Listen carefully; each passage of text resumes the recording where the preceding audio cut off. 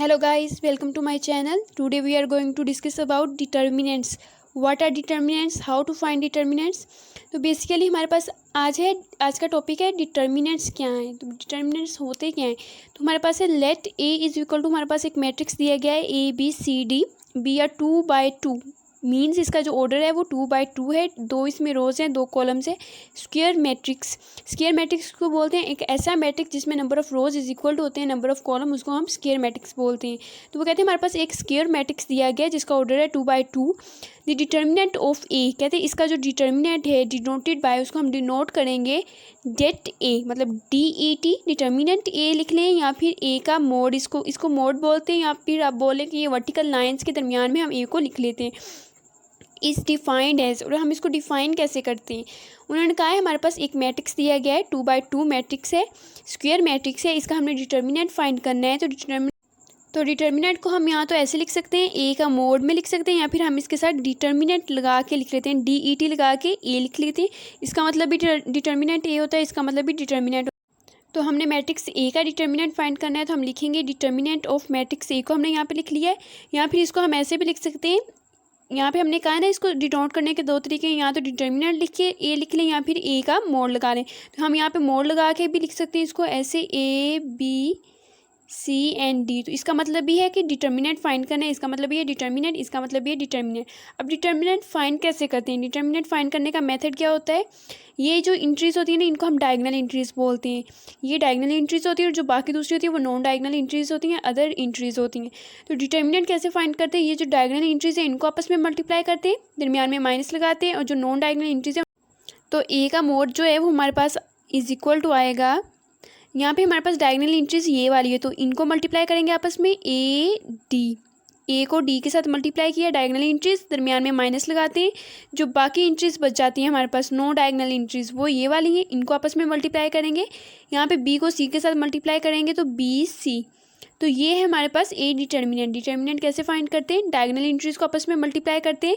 ये हमारे पास diagonal entries है, इसको मल्टीप्लाई किया है A × D, तो AD आ गया, दरमियान में माइनस लगाते हैं, नॉन डायगोनल इंट्रीज को आपस में मल्टीप्लाई करते हैं, हमारे पास आ गया BC। तो ये था हमारे पास डिटर्मिनेंट। इसका जो भी आंसर आएगा वो हम यहाँ पे लिख लेंगे। तो ये इस तरह हम डिटर्मिनेंट को फाइंड करते हैं।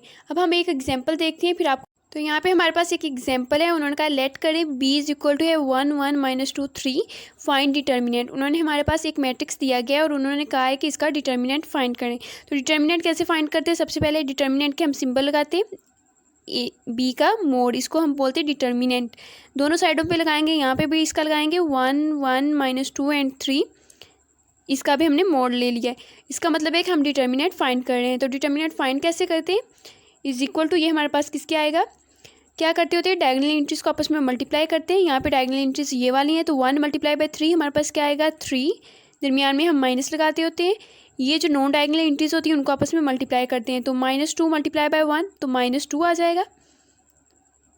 अब यहाँ पे देखिए ये किसके इक्वल आएगा, यहाँ पे हमारे पास है 3, ये माइनस माइनस प्लस हो जाएगा, 3 + 2 = 5। तो ये है हमारे पास डिटर्मिनेंट ऑफ मैट्रिक्स B। उन्होंने हमारे पास मैट्रिक्स B दिया गया था, उन्होंने कहा था इसका डिटर्मिनेंट फाइंड करें। तो हमने सिंपली क्या किया है कि हमने दोनों साइडों पे मोड अप्लाई किया है, और जो डायगोनल इंट्रीज है उनको आपस में मल्टीप्लाई किया है, दरमियान में माइनस लगाया, नॉन डायगोनल इंट्रीज को आपस में मल्टीप्लाई किया है, और हमारे पास मोड इसका आ गया है। यहाँ पे हमारे पास एक और एग्जांपल है, उन्होंने हमारे पास मैट्रिक्स ए दिया गया है, वो है 1 2 3 4। ये हमारे पास 2/2 स्क्वायर मैट्रिक्स है, और वैसे भी हम जो डिटर्मिनेंट है वो सिर्फ स्क्वायर मैट्रिक्स का ही फाइंड कर सकते हैं। ऐसा मैट्रिक्स जिसके नंबर ऑफ रोज और नंबर ऑफ कॉलम्स आपस में इक्वल हों, हम उसका डिटर्मिनेंट फाइंड कर सकते हैं, और किसी मैट्रिक्स का हम फाइंड नहीं कर सकते। तो यहाँ पर उन्होंने हमारे पास एक स्क्वायर मैट्रिक्स दिया गया और उन्होंने कहा इसका डिटर्मिनेंट फाइंड करें।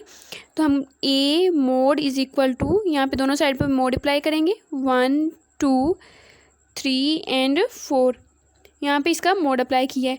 ये किसकी इक्वल आएगा, डायगोनल इंट्रीज को आपस में मल्टीप्लाई करते हैं। यहाँ पे डायगोनल इंट्रीज हमारे पास है 1 4, तो 1 को 4 से मल्टीप्लाई करें तो क्या आता है 4, दरमियान में हम माइनस लगाते हैं, नॉन डायगोनल इंट्रीज को आपस में मल्टीप्लाई करते हैं, तो 2 × 3 6, तो 4 - 6 किसकी इक्वल आएगा -2। तो ये है डिटर्मिनेंट ऑफ मैट्रिक्स A। तो यही था हमारा आज का topic, what are determinants, how to find determinants.